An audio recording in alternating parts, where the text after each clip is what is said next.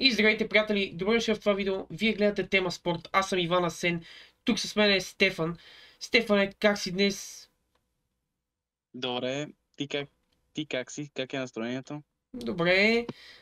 Снимаме това видео доста късно вечерта, малко спонтанно, но така просто стана, за да получите вие едно видео. В момента си играе Олимпиакос в Аргентина, финал на Лига на конференциите.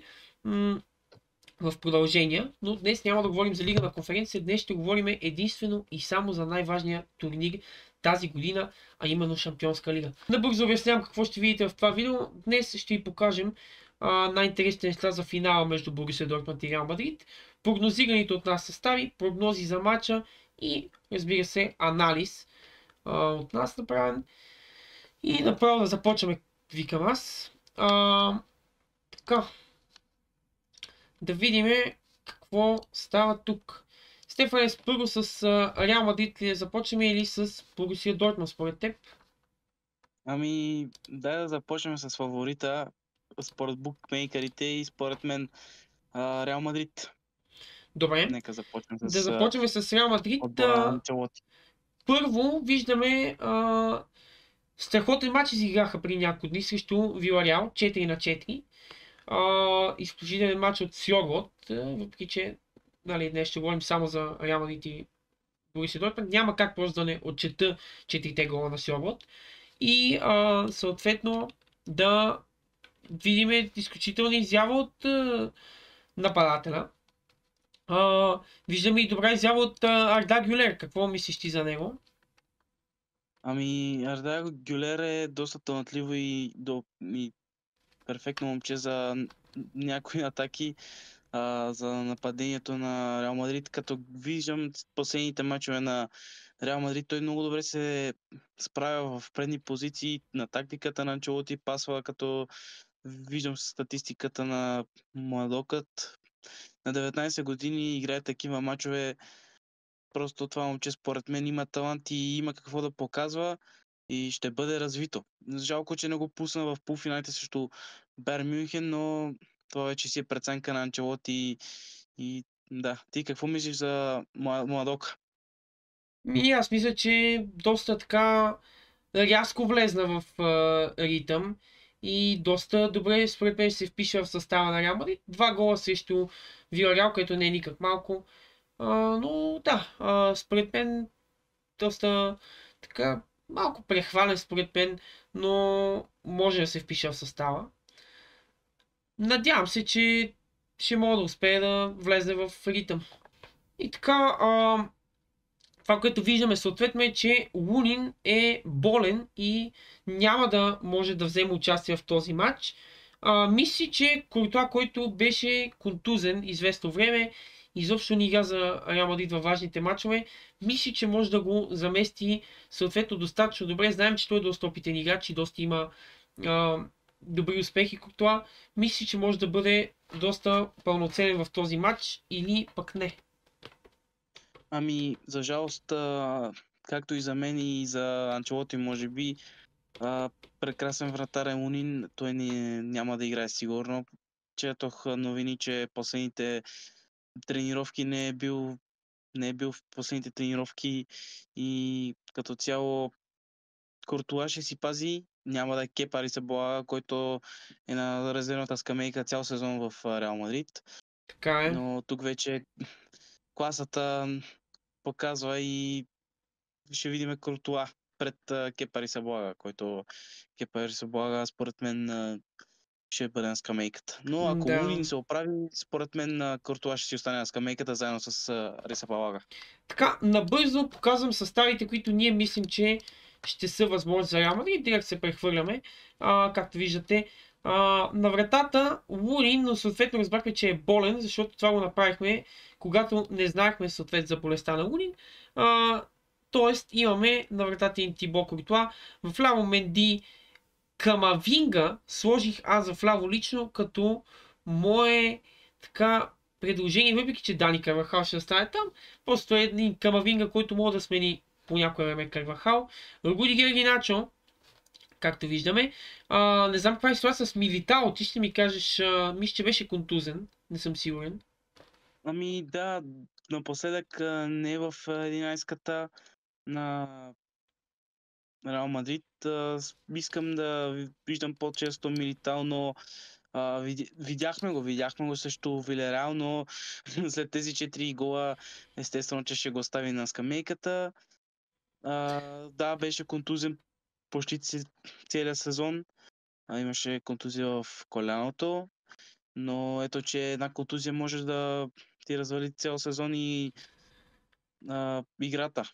Така е Но напълно. Начо мисля, че ще си започне Да, от да. 11. Чуамени и Крос, съответно незаменими. Крос приключва кариерата си в Реал Мадрид поне, доколкото знам. И съответно ще видим един съответно най-вероятно последен финал в Шампионска лига за Тони Крос. И според мен ще видим и Тони Крос, който ще започне титуляр с Чуамени, Вини Джуниор, Валверде, Родриго и Белингъм. Това е според мен атаката, която ще бъде играна този матч. Въпреки Хосело, който прави изключителен сезон, между другото. Също и Хосело играе много добър матч, изигра много добър матч срещу баварците. Спаси един вид спаси Реал Мадрид, но той ще мисля, че ще е на скамейката. И аз мисля, Но че е ако така. пусне, ще покаже потенциал. Да, така. Според мен не е така. Направо, според мен, да преминаваме към Борусия Дортмунд. Няма какво да коментираме повече. Съответно, Белингам и Винисиус фантастични този сезон. Валверде, според мен, може да покаже още много да надгради това, което виждам от него. Родриго, нормален сезон прави той. Ето, веднага се прехвърляме и към Борусия Дортмунд, където виждаме отново от нас съправен състав. На вратата виждаме Грегор Кобо в система 4-2-3-1 по-скоро. Съответно, сложили сме Марко Ройс, който най-вероятно ще бъде резерви, ще бъде пуснат след 70-та минута. Малко по-напред изнесен Реджан и по-дефансивно действащ Забицер. Съответно, Бранд зад нападателя и най-вероятно Санчо отляво, Карим Адеми от дясно. Какво мислиш ти за този състав, Стефане? Мислиш ли, че има как да се опълчи на Реал Мадрид и да направят един хубав матч? Ами да, стига да си тренирали заедно, както се казва. Ройс и според мен ще е на скамейката от първата минута, което не ми се иска, но вече е на годинки. Но ако влезне в второто полувреме или в първото заради контузия на някой човек, той ще даде мотивация и стимул на своя отбор, както се казва, лидерски качества, лидера в съблеканията също. За друго в този състав не знам какво да кажа. Всичко си е точно. За изненади Хумелс и Ройс не са в състава на немския отбор, което е доста очудващо. За европейското първенство става дума и Матсен, да. Да. Интересно европейско ще бъде това. Имаме Олимпиада. Очаквайте също много интересни клипове за Олимпиадата и европейското. Съответно, както бяхме, това е малко по-спонтанен клип, който трябваше да направим просто от днес за утре, както се казва, за да може да бъде достъпен до вас. Да видим какво още съм приготвил тук. Това е също съставите. Преминаваме само така. да вметна нещо. Да. Извинявай, че те прекъсвам, но за жалост, според информация навсякъде в спортните новини, Себастиан Алер няма да играе и няма да е в състава. Той беше преодоля рак имаше, ако не се лъжа. Мина съответно рака, спаси се, всичко е точно с него, но съответно така болест малко трудно, нали, да се възстанови напълно и влезе в формата, която беше в Аякс, нали, видяхме и много добър Алер. Така че, според мен да. Просто трябва да влезе в форма, време, да. Да, и също и на Милитао така, но идват доста мачове. Милитао е доста класен, той в Порто играеше, ако не се лъжа. Не знам дали така беше, може да проверя набързо, но мисля, че в Порто играеше преди това.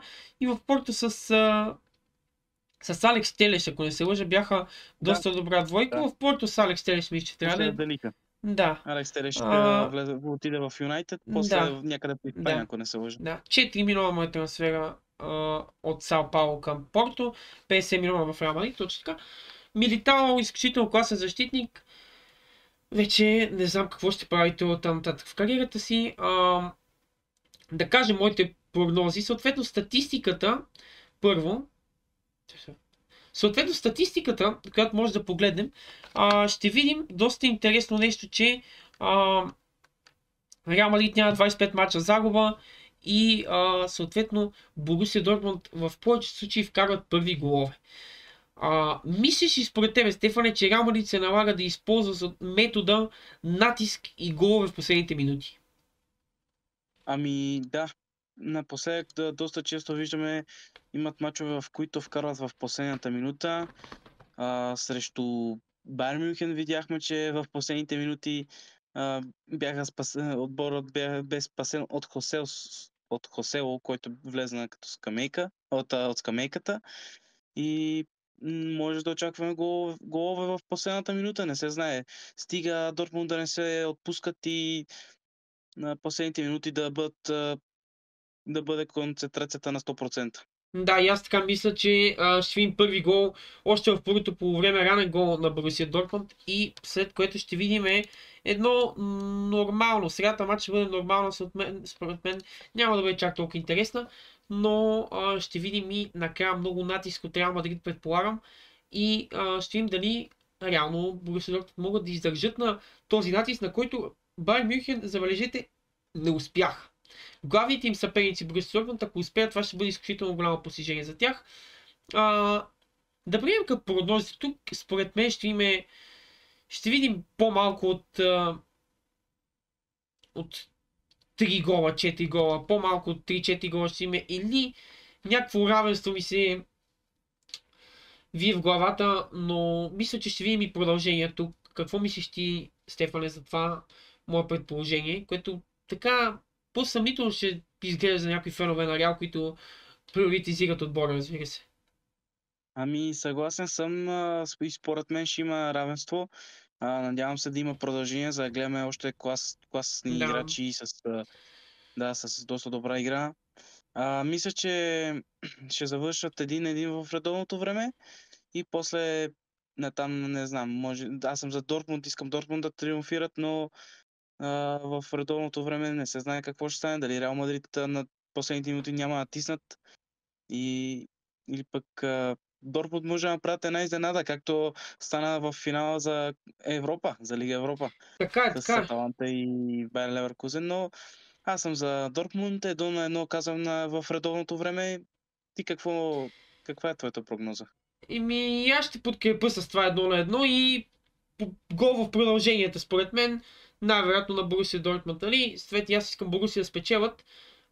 Не само, че съм от Барселона, както виждате, но нали, и заради това, че Ройс да вземе титла, съответно великия Майкъл Ройс, който виждахме толкова много години, и се надявам този велики играч да вземе поне една титла от Шампионска лига. Да, той имаше шанс преди, но късмета не бе в негова страна. Уви, да.